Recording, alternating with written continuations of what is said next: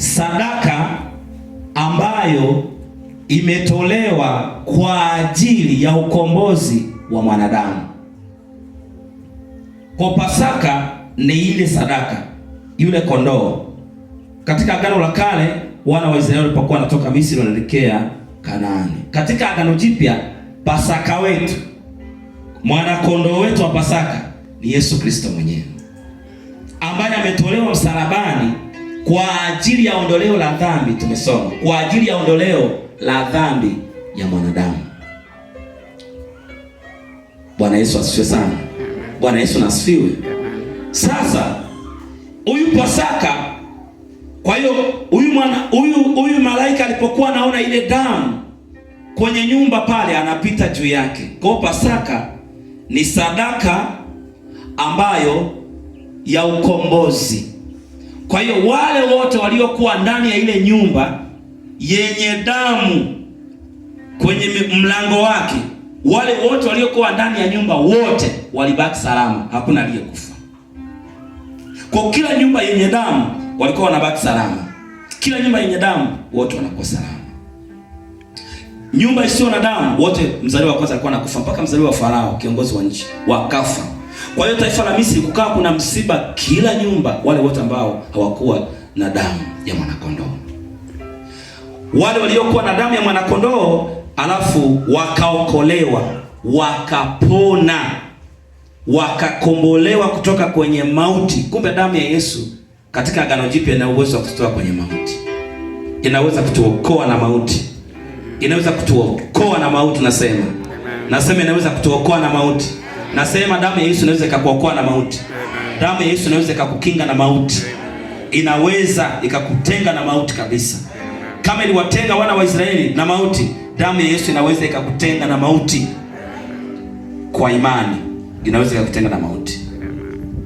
Sasa hii damu ya Yesu Kristo katika Agano Jipya, unaona kazi ya kwanza. Sasa leo tunajifunza nini? Nimeanzia huko kote. Tulikuwa tunajifunza hili somo tangu siku ya Jumatano. Inashindwa kurudia vyote, siwezi. Nimefundisha vitu vingi tangu Jumatano.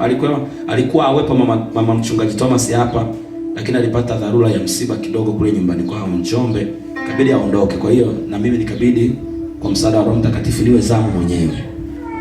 Kwa hiyo ilibidi awepo mama hapa sasa hivi anafundisha somo hili. Alimwambia aliweke, atakuja alifundishe tena. Asifiwe Yesu sana. Amen. Sasa leo tunajifunza nini? Nimeanzia huko kote kusimulia habari ya historia ya haya mambo ili tujifunze nini? Nataka tujifunze nguvu na kazi ya damu ya Yesu. Nguvu na kazi ya damu ya Yesu. Dhambi, damu ya Yesu inaondoa dhambi na kufuta dhambi zote. Damu ya Yesu inaondoa dhambi na inafuta dhambi zote.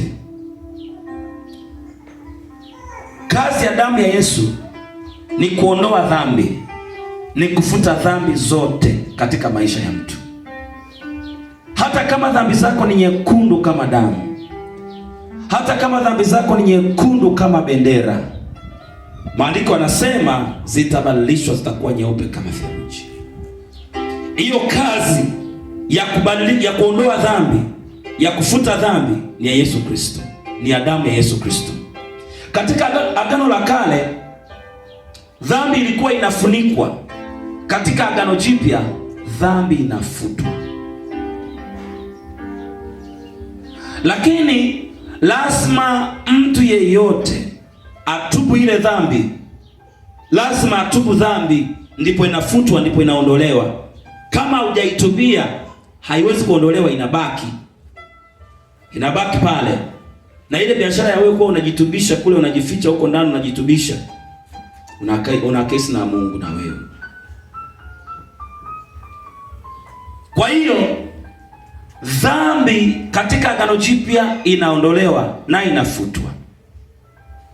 Inawezekana huko hapa umekuwa unaishi maisha ya dhambi ya muda mrefu. Nataka nikutangazie, iko damu ya Yesu inasafisha. Iko damu ya Yesu inatakasa. Iko damu ya Yesu inaondoa dhambi. Iko damu ya Yesu inafuta dhambi. Iko damu ya Yesu imefuta dhambi. Na dhambi ni nini? Dhambi ni uasi. Dhambi ni uasi. Halo kanisa la Bwana. Dhambi ni uasi.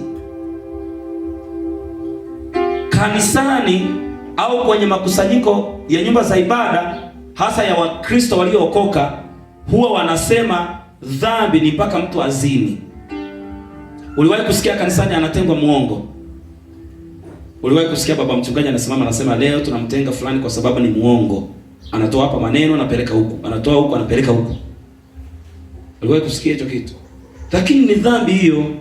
Uongo ni dhambi. Yaani wewe kutoka hapo unakwenda kusingizia watu, kuwasengenya watu, ni dhambi. Uliwahi kumsikia baba mchungaji amesimama anatangaza, anasema leo nasikitika kuwatangazia tangazo hili, leo tutakuwa tunamtenga fulani fulani kwa sababu hakutimiza wajibu wake kanisani. Uliwahi kuona? Ni dhambi. Dhambi iko kwenye makundi makubwa manne. Tunamtenda Mungu dhambi kwa mawazo. Kwa mawazo. Ile kuwaza vibaya, hiyo ni dhambi kwa Mungu tayari. Ndio maana Petro, Yesu aliongea vitu vigumu, akamuuliza swali. Sasa Bwana Yesu, kama ni hivyo, nani anaweza kuokoka sasa? Maana sasa naona kila kitu ambacho umezungumza, kila kitu tunavyo. Kwa hiyo sasa hapa nani ataokoka? Yesu akasema, kwa wanadamu haiwezekani, kwa Mungu inawezekana. Ndio sababu hata wengine tukiwaambia tumeokoka duniani hapa, mtu anasema, "Wewe, hapa duniani unaweza kuokoka?" Maandiko yamesemaje? Watakatifu walioko Zaburi ya 16 mstari wa 3. Watakatifu waliopo ndio walio bora, na ndio nao pendezwa nao. Walioko duniani. Kuwa mtakatifu haina maana hauna dhambi. Haina maana hiyo. Sisi wote hapa ni watu watenda dhambi wa zamani. Kuna wakati tulikuwa tunatenda dhambi. Sio, nakumbuka? Tulikuwa tunatenda dhambi. Kwa sisi ni watenda dhambi wa zamani. Okay, sisi tunaweza kujiita hivi, ni watenda dhambi waliosamehewa. Tulikuwa watenda dhambi, Yesu ametusamehe. Kwa hiyo Yesu kwenye jicho lake sisi anatuita watakatifu. Kwa kama Yesu anatuita watakatifu, na sisi tukubaliane naye, na sisi ni watakatifu. Tukubaliane na Yesu. Tunamtenda Mungu dhambi kwa mawazo, kuwaza vibaya, kwa maneno, umbea, uongo, masengenyo.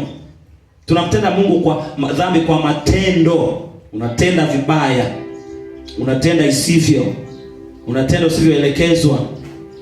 Tunamtenda Mungu dhambi kwa kutokutimiza wajibu. Je, wajibu wako unaujua? Na kama unaujua, unautimiza? Kwa mfano, hapa kanisani kila mtu ana wajibu wake amepewa. Hapa kanisani kila mtu ana wajibu amepewa na Mungu. Mwili wa Kristo, mwili una viungo vingi. Mwili unavyoona una viungo vingi, na kila kiungo kwenye mwili kina kazi. Kuna mguu wa kulia, kuna mguu wa kushoto, kuna pua, kuna ulimi, kuna mdomo, kuna meno, kuna masikio, kuna macho, kuna nywele, kuna vinyweleo, yani kuna hizi kope, yani kila kiungo kwenye mwili wa mwanadamu kina kazi.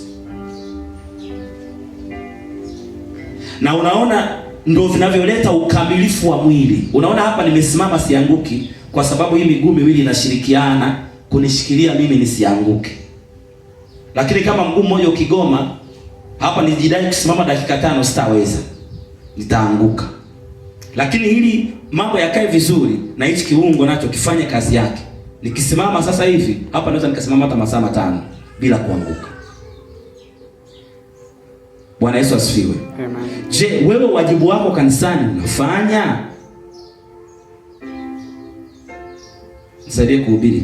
Muulize mwenzako, wewe wajibu wako kanisani unafanya?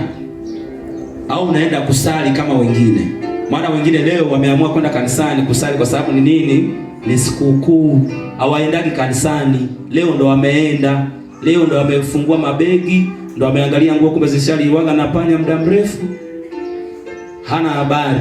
Ndo anataka atoe kiwalo cha kwenda nini? Cha kwenda kanisani. Alafu huyo mtu anataka aende mbinguni. Mbingu ipi? Labda ya Morogoro. lakini ya Baba Mungu mbinguni hiyo hamna. Wewe unaujua wajibu wako? Ulipookoka Mungu alikupa kazi. Wapendwa, kuokoka sio kuja kukaa hapa na kusikiliza pastor akihubiri au mhubiri mhudumu yeyote aliyeko zamu anahubiri na kutoka na kuondoka na kuandika notes na kuondoka. Wokovu sio hivyo. Hiyo ni sehemu. Lakini wewe kama Mkristo kuna wajibu umepewa. Kuna kawajibu nako. Na utajuaje kwamba nimepewa wajibu huu? Utasikia shauku ndani ya moyo wako. Kwa mfano, ukifika hapa kanisani unaweza kukuta kuna mtu yani automatic ukiwa hapo anajisikia vibaya kuona mapambo alivyopambwa hivi. Sasa mapambo yamepambwaje? Kwa nini hichi kitambaa kimekaa hivi? Kwa nini hichi kiko vile? You see? Kumbe unaanza kusema hao waliopamba hawajui kupamba bwana. Sasa kumbe wewe ndio mwenye hilo eneo la kupamba, inabidi usimame hapo kwenye upambaji. Hicho kinachokukereketa moyoni ndio sehemu yako, kae hapo. Mwingine sehemu yake ni kuimba, anapenda kuimba, anasikia kumwimbia Mungu, ndio sehemu yako, kaa hapo. Mwingine anasikia kutoa. Kuna watu wamepewa karama ya kutoa, utoaji. Yaani ile karama ya utoaji, ndugu yangu, yule ndugu kwenye kutoa hastruggle. Asubuhi nilikuwa nawasema wanangu wachache hapa ambao Mungu amewapa hicho, na hapa mpo wengine. Yaani kwenye kutoa haustruggle hata. Yaani haupambani kutoa, yaani kumtolea Mungu, wala hata upambani. Lakini mwingine akiambiwa kutoa na kuambia tukitoka kanisani ataita watu 3 au 4 5. Jamani, kanisani michango imezidi. Mimi nahama. Mimi naondoka kabisa. Mimi nimechoka, nimetoa mpaka nimechoka. Natoa kwa wanawake, natoa huko, natoa na kule. Juzi tuko hospitali, mara sisi tunaangalia wagonjwa. Mara nini? Utafikiri sisi ndio Wasamaria wema. Umeona Sasa huyu sio sehemu yake. Yaani sio sehemu yake. Anatakiwa atoe zile za jumla. Yaani kwamba bwana tutoe, tutafanyaje? Ni kama kwenye kuimba. Kwenye kuimba si wote hatuwezi kuimba Lakini kuna ile ambayo tumeamriwa kuimba wote. Mungu amesema kila mwenye pumzi. Kila mwenye pumzi amsifu Bwana. Na sisi wengine tuko humo wenye sauti ya 50 tuko humo. Unaona sauti ya ngapi? Ya 20B. Haya, wewe una sauti ya ngapi? Ya 50B. Mwingine una sauti ya ngapi? Ya 30A. Hivyo tuko humo tunaimba. Kwa nini? Mungu amesema kila mwenye pumzi amsifu Bwana. Lakini kuna wale ambao wamepewa eneo la kuimba. Yaani yeye hapambani. Unajua hapambani Yaani hapambani kabisa. Nyewe mtapambana. Yaani utapambana usinywe soda. Yaani mpaka umeweka utaratibu. Alo usinywe soda. Usinywe tangawizi. Alo sauti itakwama. Mwenzako yaani hata struggle. Atakunywa miginda yake nyeusi hapo. Atapiga Coca-Cola. Atakuja akiimba, anasema jamani, huyu mtu kwani yeye anafanyaje? You see? Yaani yeye kapewa hicho. Sasa kuna mwingine pia yeye kwenye utoaji pale, yaani huyu mtu hastruggle kabisa. Yaani kuna watu wanaitwa kingdom financiers, wapo.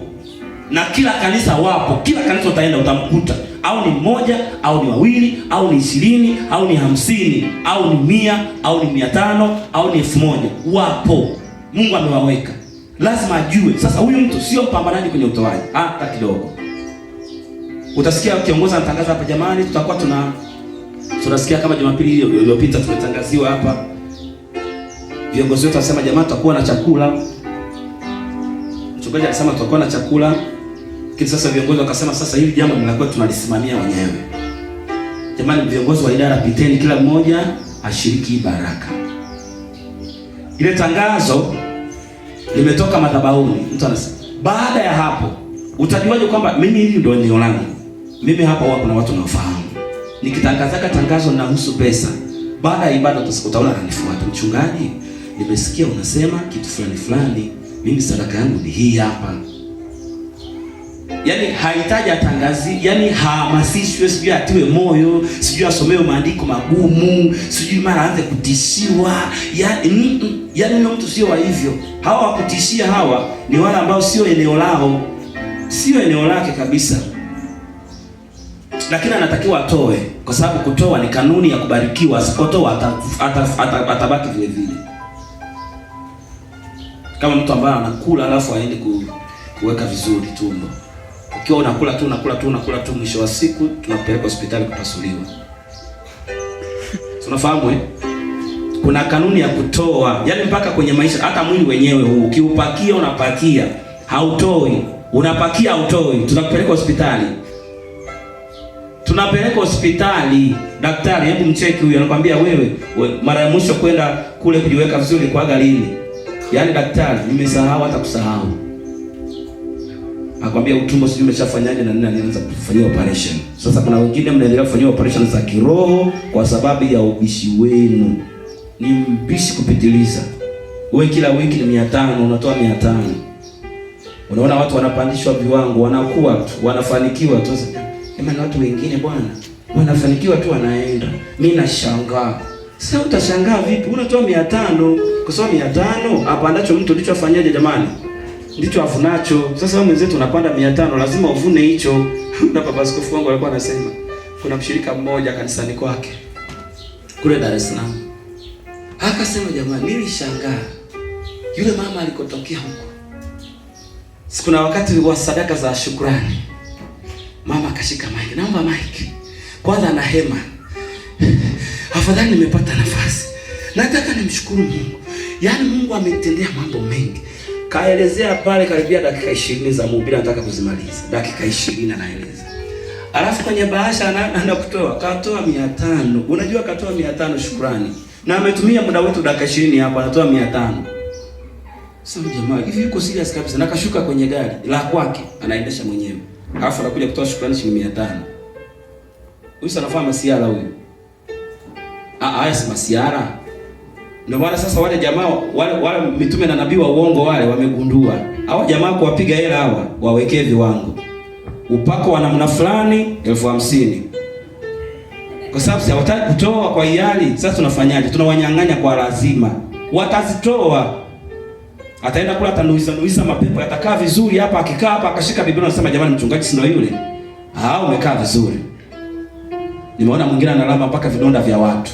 Unaenda na vidonda analamba mtumishi. Anakunywa pombe, anamwambia mwenzako kunywa pombe tema hapa, naye anakunywa alafu anatema chini. Anasema kuanzia leo hautakunywa pombe tena. Hamna vitu vya namna hiyo. Yaani huo ni utapeli kujumlisha utapeli huo wa kutumia Biblia. Biblia ni kichaka, ni msitu mnene, ukiingia unaweza kupotelea humo kabisa. Atusaidie Yesu sana. Kwa sasa amegundua hao jamaa hawataki kutoa hela, na siku moja na mimi niliwahi kubana mahali. Namshukuru Mungu nilichoboka mzee kiongozi, nilitoka. Hapa Dodoma, kuna mtumishi katangaza redioni, jamani utakuwa na semina jioni kanisa fulani. Tukaenda. Hiyo jioni. Kwa mara ya kwanza naona mchungaji ni tapeli madhabahuni. Sasa namuona live sasa, sio wale wa kwenye TV, namuona live sasa kama wewe unavyoniona. Kachukua karatasi nyeupe. Nakuja hapa nafanya hivi. Ambia wewe unakaribia kuachana na mke wako. Unakaribia kuachana na mke wako, alafu biashara yako iko hivi na hivi, maisha yako hivi na hivi. Yaani huu ni uchawi. Unajua ni uchawi. Huu ni uchawi. Karatasi nyeupe naweka hivi. Alafu anaanza kusoma maisha yako. Wapendwa, mimi sina tatizo na mafunuo ya Roho Mtakatifu. Sina tatizo kabisa. Roho Mtakatifu anaongea, Roho Mtakatifu ana mafunuo kabisa yako. Hata mimi mwenyewe ananitumia kuyafanya. Yako kabisa, Mungu ananiongoza kabisa. Kuna mtu akija kwangu ni muombee, Roho Mtakatifu saa mwingine anamwambia huyo simuombee, huyo mshauri. Mwingine akija anambia huyo wala hata sikuelezee, muwekee mkono muombe shida yake imeisha. Saa nyingine mwingine akija anasema sasa huyo mwambie alete sadaka. Huyo mwambie afanye hivi. Huyo mwambie afanye hivi. Roho Mtakatifu sio wa kukalili. Yaani sio kwamba akiniambia nikwambie ulete sadaka, haina maana kwamba na wewe kesho ukija nitakwambia ulete sadaka. Hamna. Huo ni ufunuo wa huyu tu, wa siku hiyo tu basi.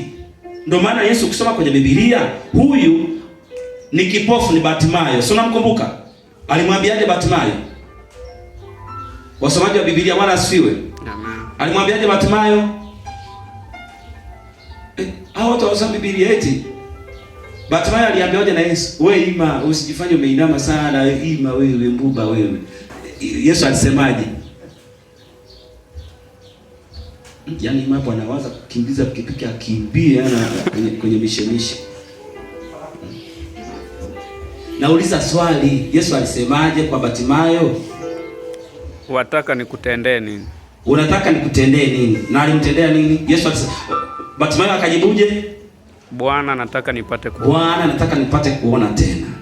Alafu Yesu akasemaje? Yesu akasemaje? Nataka uone muujiza kilichotendeka pale. Yesu akasemaje?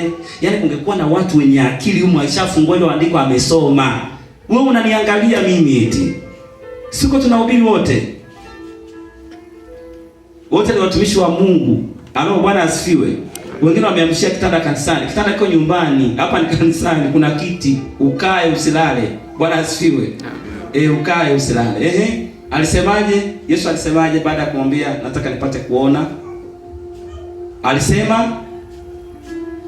Alisema fungua Biblia wewe. Alisema jamani. Tuanze Sunday school. Bible study. Bible study. Yesu alisema, mimi natamani yani tuseme kilichoandikwa hapo. Yesu alisema, usifungue Biblia, mbona niangalia lakini? Yesu alisema, wapendwa wa Kristo, Yesu alisema upewe kuona. Yaani Yesu akamwambia, "Alo, upewe kuona." Si unasema unataka kuona? Basi uone. Batimayo aliona hakuona? Aliona. Kuna kipofu mwingine the same case. Kuna kipofu mwingine alikuja kwa Yesu. Yesu akatema mate chini, akatengeneza tope, akaweka ile tope kwenye macho yule kipofu. Yule kipofu akaona. Huyu kamwambia upewe kuona, huyu kampaka tope. Wana kesi moja inafanana. Bwana Yesu atusaidie. Amen. Wana kesi moja inafanana, lakini namna ya kuitatua ile kesi ametumia njia tofauti za kutatua kesi, kuonesha kwamba ufunuo wa kibibilia ni ufunuo endelevu, sio wa kukalili. Kuna wakati tulikuwa Tabora pale, mchungaji wetu aliyekuwa zamu kipindi hicho alikuwa ni mchungaji msaidizi pale kwa baba askofu. Sasa baba wakati anaomba, naona usiku, Mungu akamwambia kesho waambie washirika kila mtu anunue maji ya 500. Kila mtu anunue maji. Kwa hiyo tukanunua maji. Kila mtu akayaombea. Akasema kunywa hayo maji. Tukanywa. Nataka nikwambie kuna watu walitoa shuhuda pale, amepona tumbo, sijui alikuwa anauma nini, amepona. Lakini kutokea pale hajawahi tena kutuambia kalete maji. Ni mafunuo. Roho Mtakatifu ana mafunuo. Mimi sikatai kabisa. Lakini kosa tunalolifanya kufanya mafunuo ya Roho Mtakatifu kuwa fundisho. Ufunuo sio fundisho. Sio doctrine ya kuweka kwamba hapa ni fundisho. Hamna. Bwana Yesu asifiwe. Kwa hiyo habari ya kununua keki, vitambaa, si maji, si vya upako, hakuna, ni utapeli. Bwana asifiwe.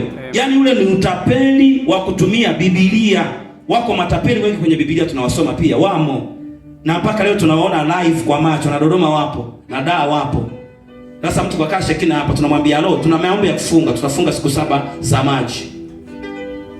Tumemaliza siku 7 za maji. Jamani leo tunaenda siku 3 kavu tena za moto. Tunahamia kanisani kambi, maombi siku 3 za moto. Tukitoka hapo jamani tuna siku 21. Sasa siku 21 hii tutakuwa tunakula mlo fulani wa chakula. Hatutakula milo mingine yote, tutakula huo mlo tu basi. Tukitoka hapo jamani tuna siku 4 za kula matunda peke yake, ni mfungo wa matunda. Tukitoka hapo jamani tutakuwa tuna mifungo ya minyororo ya foleni.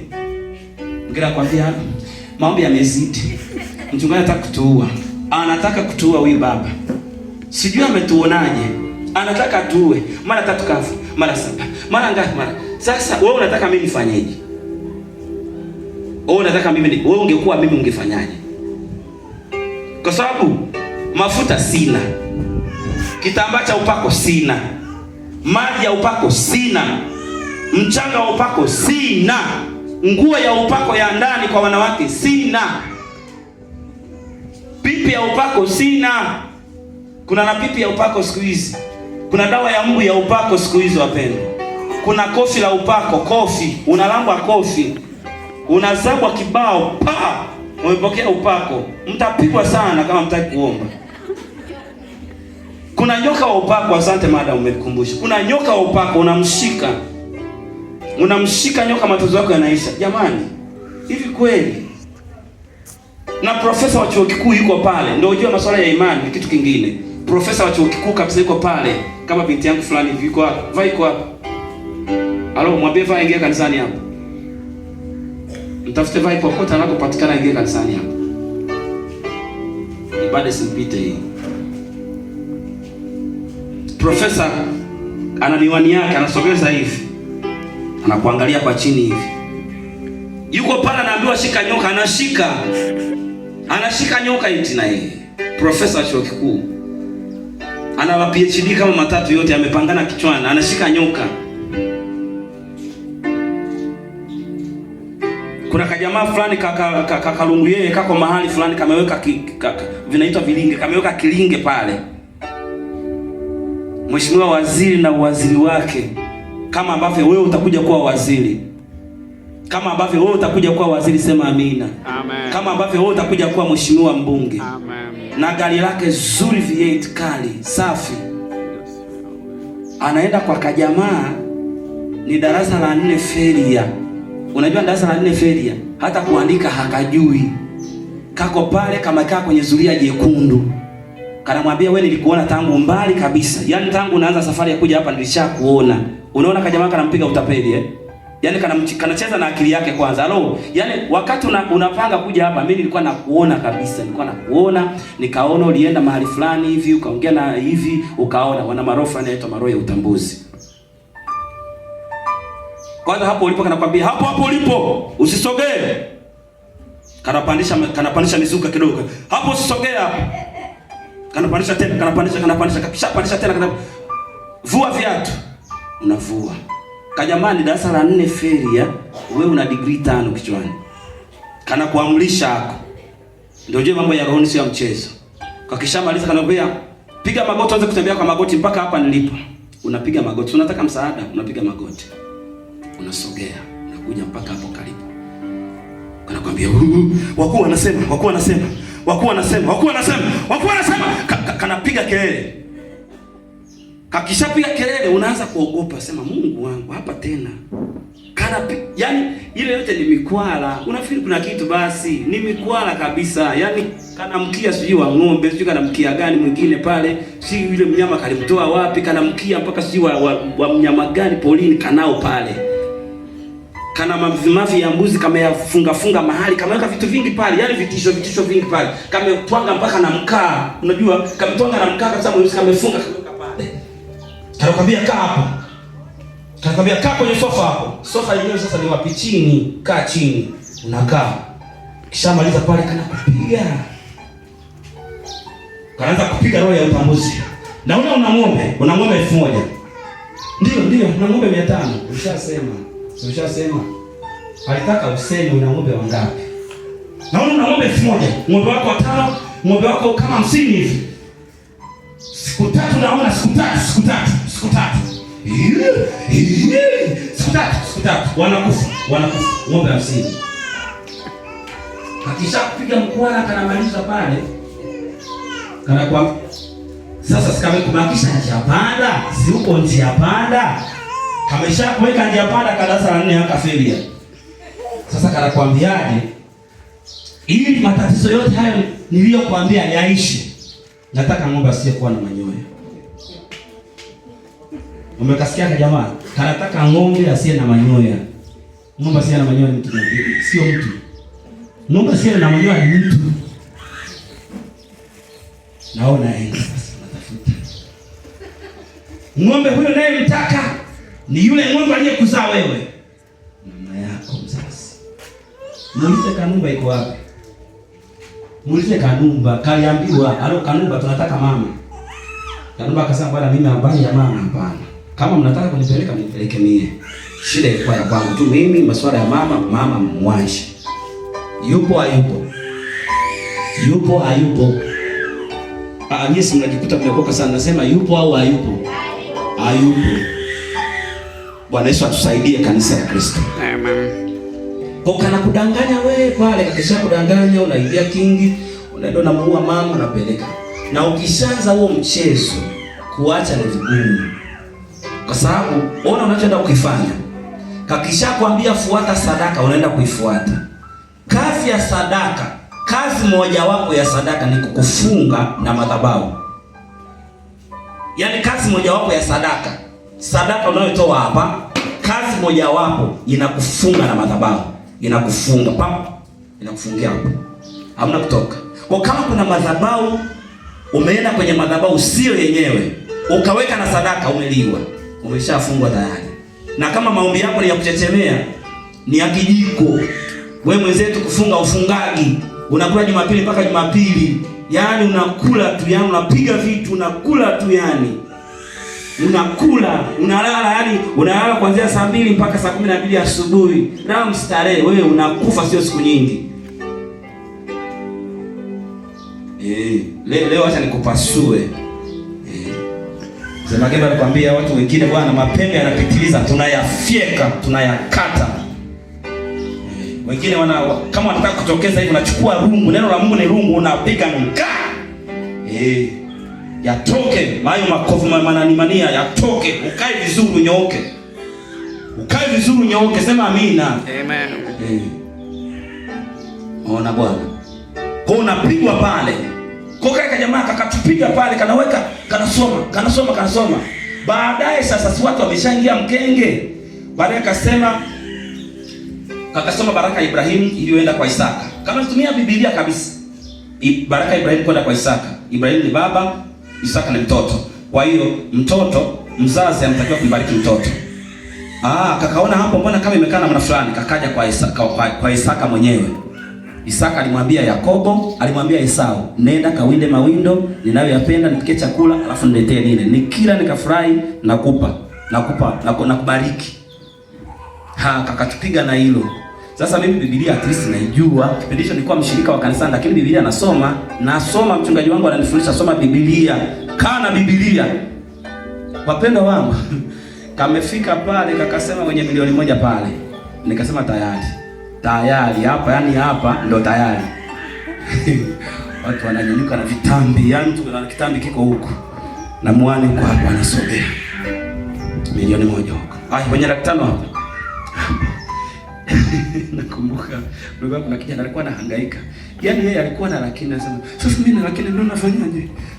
Hakuna mtu akuniambia laki moja hapa niongezee." Wenye 500 hapa.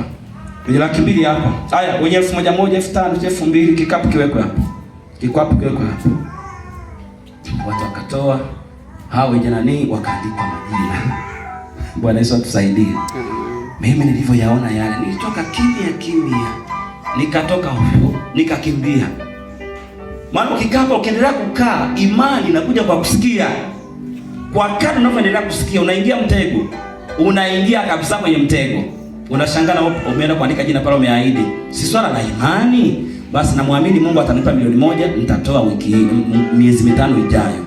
Ni swala la imani. Imani kitu kingine, usiweze masiara. Bwana asifiwe. Imani ni kitu cha ajabu. Si unaona tumejenga mpaka majumba yetu. Tumeweka na mafensi. Unajua tumeweka na mafensi ya umeme tumeweka pale na walinzi. Mchawa anakuja anawacheki wale walinzi, anawaangalia wakiwa na bunduki zao. Unajua anawaangalia, anawacheki zambi, yani hawa hamna kitu. Anakaa kwenye ukuta unaachia, anaingia. Akishaingia anageuka, anamkuta pale profesa kalala kwenye kitanda pale na vitabu viko pale na Biblia na nini. Pengine na Biblia kaweka kwenye mto huku ili sasa mchawi akija aone Biblia. Mchawi haogopi Biblia iliyoko pembeni, anaogopa Biblia iliyoko ndani kwenye moyo. Sema amen. Anakucheki pale profesa. Sasa huyu profesa tupeleke kwenye mashamba ya Rufiji. Akalime, alafu saa 9:30 hivi tu